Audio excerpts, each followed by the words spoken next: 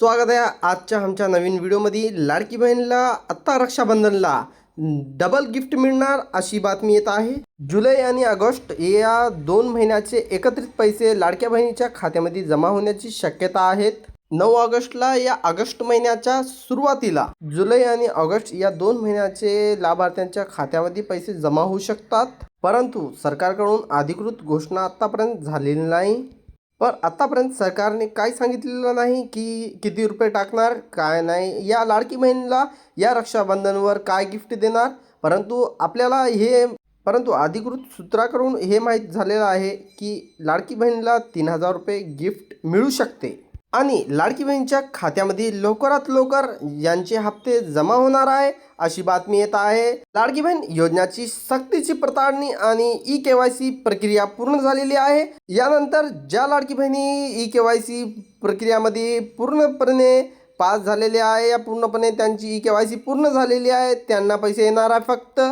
आणि 66 लाख महिलांना अपात्र करण्यात आलेला आहे आणि ज्या महिलांची ई-केवायसी प्रक्रिया पूर्ण झालेली आहे किंवा ई-केवायसी ज्यांची झालेली आहे त्यांनाच फक्त पैसे येणार आहेत। आणि ज्या पुरुष लाभार्थी डेटाबेस बदलून आपली योजनेचा लाभ घेत होते त्यांना हे सुद्धा काढण्यात आलेले आहे आणि त्यांच्यावर सक्तीची कारवाई करण्यात येणार आहेत।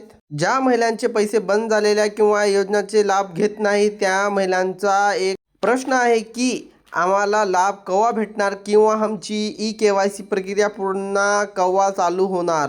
तर त्या समोरित देवेंद्र फडणवीस साहेबांनी सांगितलेलं आहे की ज्या महिलांची ई-केवायसी पूर्ण झालेली आहे आणि ते 6 महिने तपासून करून पूर्ण जात पडताळ करून आणि इन्कम टॅक्स विभागाकडून सगळं माहिती घेतल्यानंतर त्यांनी ह्या महिलांच्या योजना बंद केलेल्या आणि ज्यांची ई-केवायसी प्रक्रिया पूर्ण झालेली नाही किंवा ई-केवायसी अडथळा आलेला आहे त्यांनी सांगितले तर पुन्हा ई-केवायसी प्रक्रिया या किंवा पोर्टल चालू करणार अशी त्यांनी माहिती दिलेली आहे। तर आपण पाहूया की पुढे काय होणार किंवा ते पोर्टल केव्हा चालू करणार, रक्षाबंधनवर चालू करणार। आतापर्यंत ते माहिती दिलेली नाही आणि दिली तर आम्ही लवकरात लवकर आमच्या चॅनलवर सांगू आणि जे आम्हाला सबस्क्राईब करा। आम्हाला रक्षाबंधनला कोणाकोणाला गिफ्ट भेटणार आहे आणि कोणाला नाही तर पाहूया।